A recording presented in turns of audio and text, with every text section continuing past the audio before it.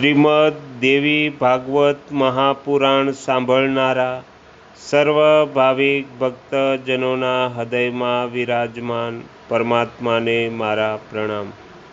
શ્રીમદ દેવી ભાગવત મહાપુરાણના અત્યાર સુધીમાં આપણે 10 ભાગ સાંભળ્યા છે। આજે આપણે 11મો ભાગ સાંભળીશું।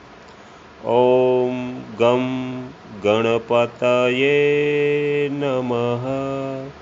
ઓમ શ્રી સરસ્વત્યે નમઃ। ઓમ શ્રી ગુરુભ્યો નમઃ।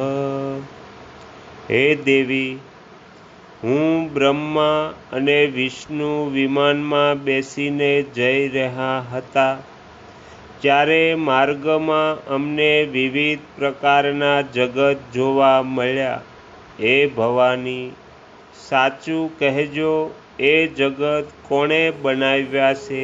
માત્ર ને માત્ર તમોએ જ ને? ત્યાં તો બ્રહ્માજી બોલી ઉઠ્યા।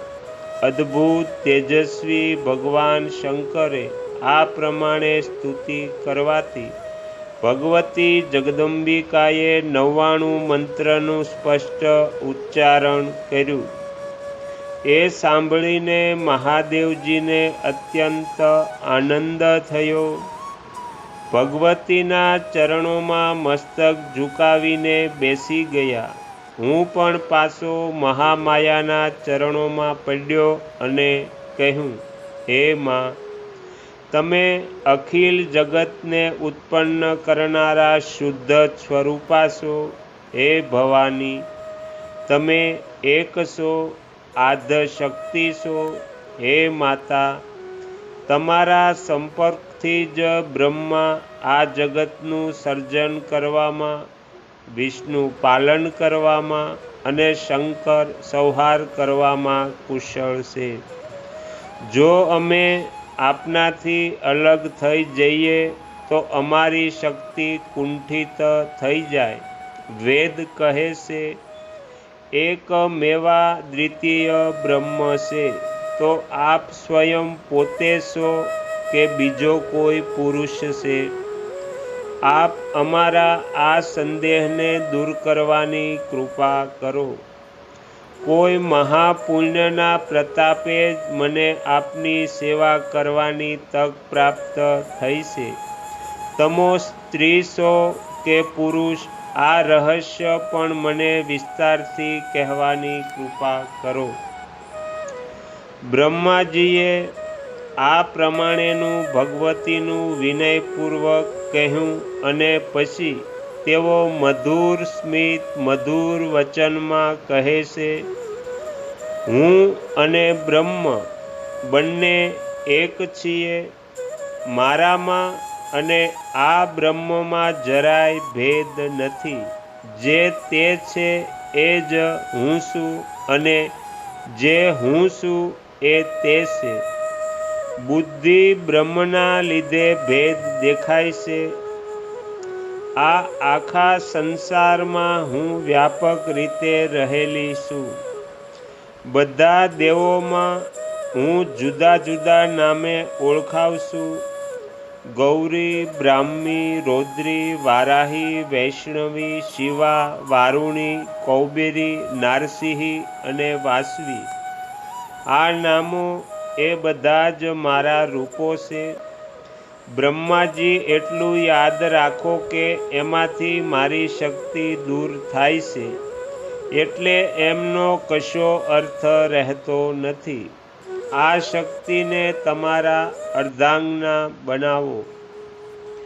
તે સદા સુંદર અને ખુશ રહેનારી છે। તે મહાસરસ્વતીના નામથી જાણીતી થશે। આ તમારી પત્નીને મારી જ વિભૂતિ સમજીને એની સાથે સારો વ્યવહાર કરજો। હવે તમારી આ પત્ની સાથે સત્યલોકમાં જઈને 4 પ્રકારના જીવની સૃષ્ટિ રચવામાં લાગી જાઓ।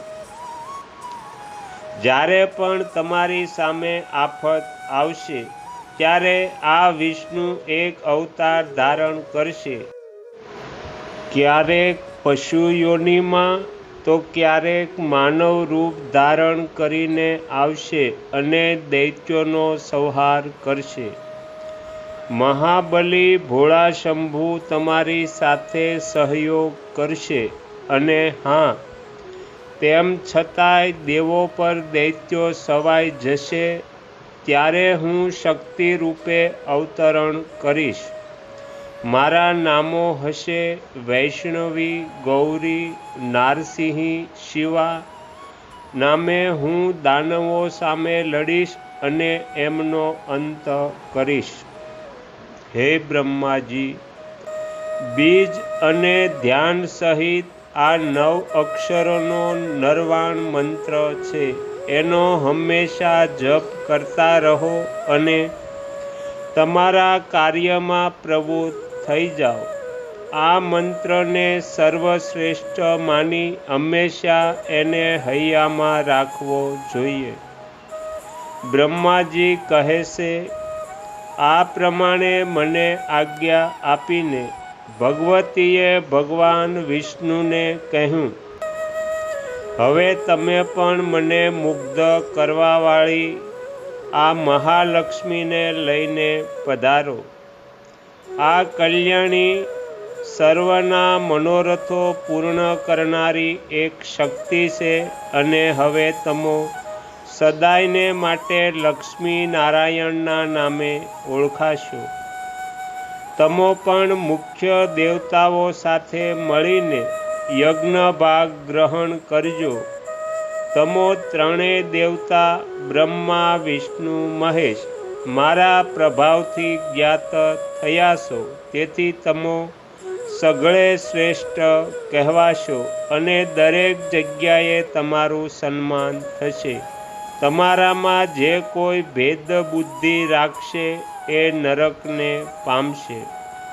આટલું કહ્યા બાદ દેવી મહાભાગ શંકરજીને મધુર વચનમાં કહે છે, શંકર, મનને મુગ્ન કરનારા આ મહાકાળી ગૌરી નામથી ઓળખાય છે. તમે આને પત્ની રૂપે સ્વીકારો અને કૈલાસની રચના કરો. ત્યાં જ રહો. તમારી લીલામાં રજો અને સત્વગુણ ગૌણ રહેશે, પણ તમે તમો ગુણ પ્રધાન હશો. જગત તમારા દુષ્ટોને તમો રજો અને તમો ગુણીના સહારે અંત લાવજો. મેં તમોને આખો વૃત્તાંત કહ્યો. હવે તમો વિમાનમાં બેસીને અહીંથી જાઓ અને તમારા કાર્યનો આરંભ કરો. જો એમાં અડચણ આવે તો મારું સ્મરણ કરજો. હું તમારી સામે હાજર થઈ જઈશ. મારું અને સનાતન પરમેશ્વરનું ધ્યાન ધરતા રહેજો. તમારું કાર્ય અવશ્ય પાર પડશે, એમાં કોઈ શંકા નથી. એ પછી બ્રહ્માજી કહે છે, જગદંબિકાએ અમોને વિદાય આપતા અમે વિમાનમાં બેઠા અને અમારું વિમાન ઉડવા માંડ્યું.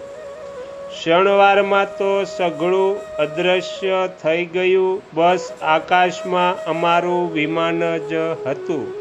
ત્યાંથી અમે જ્યાં કમળ હતું ત્યાં પહોંચી ગયા. ત્યાં માત્ર પાણી જ હતું.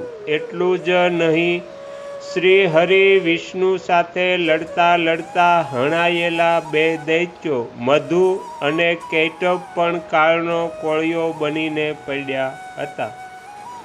તો અહીંયા શ્રીમદ દેવી ભાગવત મહાપુરાણનો 11મો ભાગ આપણે સમાપ્ત કરીએ છીએ. હવે પછીના વિડીયોમાં આપણે 12મો ભાગ સાંભળીશું. તમે તમારો કિંમતી સમય આપીને એકાગ્ર ચિત્તે પ્રસન્નતાપૂર્વક શ્રીમદ દેવી ભાગવત મહાપુરાણ સાંભળ્યું એ બદલ હું આપ સૌનો ખૂબ ખૂબ આભાર વ્યક્ત કરું છું અને આશા પણ રાખું છું કે તમને સાંભળવું ગમ્યું હશે. જો ગમ્યું હોય તો બીજા 5 લોકોને પણ સંભળાવજો. શ્રી સદગુરુદેવની જય.